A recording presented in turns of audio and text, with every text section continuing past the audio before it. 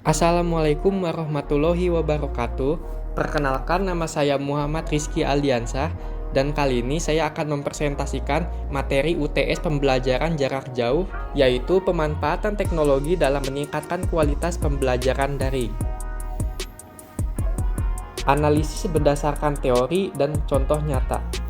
Pemanfaatan teknologi dalam pembelajaran daring telah menjadi kebutuhan utama dalam dunia pendidikan, terutama setelah pandemi COVID-19, yang memaksa institusi pendidikan beralih ke sistem pembelajaran jarak jauh.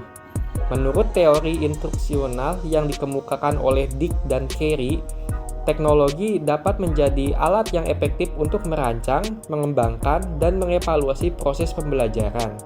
Teknologi memungkinkan pendidik untuk menciptakan materi pembelajaran yang lebih interaktif dan menarik, seperti video pembelajaran, simulasi, dan modul digital. Contoh nyata dari pemanfaatan teknologi ini adalah penggunaan platform Google Classroom dan Zoom, yang memungkinkan pendidik dan peserta didik berinteraksi secara real-time, meskipun berada di lokasi yang berbeda. Selain itu, teori konstruktivisme yang dikemukakan oleh Jean Piaget dan Lev Vygotsky menekankan pentingnya pembelajaran yang aktif dan kolaboratif. Teknologi dapat mendukung hal ini melalui fitur-fitur seperti forum diskusi online, kolaborasi dokumen melalui Google Docs, dan proyek virtual. Contoh nyata lainnya adalah penggunaan Learning Management System (LMS) seperti Moodle atau Canvas, yang memungkinkan pendidik untuk mengelola materi, tugas, dan evaluasi secara terstruktur. LMS juga memfasilitasi pembelajaran mandiri, di mana peserta didik dapat mengakses materi kapan saja dan di mana saja, sesuai dengan kebutuhan dan kecepatan belajar mereka. Teknologi juga memainkan peran penting dalam evaluasi pembelajaran, dengan menggunakan alat seperti kuis online, survei, dan analitik pembelajaran. Pendidik dapat memantau kemajuan peserta didik secara real-time dan memberikan umpan balik yang cepat. Contoh nyata dari hal ini adalah penggunaan platform seperti Kahoot dan Quizizz, yang tidak hanya membuat evaluasi lebih menarik tetapi juga memungkinkan pendidik untuk mengidentifikasi area yang tidak hanya membuat evaluasi lebih menarik tetapi juga memungkinkan pendidik untuk mengidentifikasi area yang memerlukan perbaikan. Peran teknologi dalam meningkatkan keterlibatan peserta didik. Salah satu tantangan utama dalam pembelajaran daring adalah menjaga keterlibatan peserta didik. Teknologi dapat membantu mengatasi tantangan ini melalui berbagai cara. Misalnya, penggunaan gamifikasi dalam pembelajaran seperti poin, badge, dan leaderboard dapat meningkatkan motivasi peserta didik. Contoh nyata dari hal ini adalah platform seperti Classcraft yang mengubah pembelajaran menjadi pengalaman seperti permainan, di mana peserta didik dapat mengumpulkan poin dan naik level berdasarkan partisipasi dan pencapaian mereka.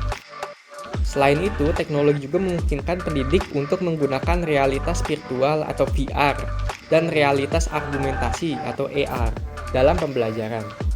Misalnya, dalam mata pelajaran sains, peserta didik dapat menggunakan VR untuk menjelajahi tubuh manusia atau AR untuk memvisualisasikan molekul kimia. Contoh nyata dari hal ini adalah aplikasi Google Expedition yang memungkinkan peserta didik melakukan tur virtual ke berbagai tempat di dunia. Kesimpulan dan saran. Berdasarkan materi yang sudah dijelaskan tadi, dapat disimpulkan bahwa teknologi memiliki peran yang sangat penting dalam meningkatkan kualitas pembelajaran daring. Teknologi tidak hanya memfasilitasi interaksi antara pendidik dan peserta didik, tetapi juga memungkinkan pendidik untuk merancang materi pembelajaran yang lebih menarik dan efektif. Selain itu, teknologi juga mendukung evaluasi pembelajaran yang lebih dinamis dan responsif terhadap kebutuhan peserta didik. Namun, untuk memaksimalkan pemanfaatan teknologi dalam pembelajaran daring, ada beberapa saran yang dapat dipertimbangkan. Yang pertama, pendidik perlu mendapatkan pelatihan yang memadai dalam menggunakan teknologi pembelajaran.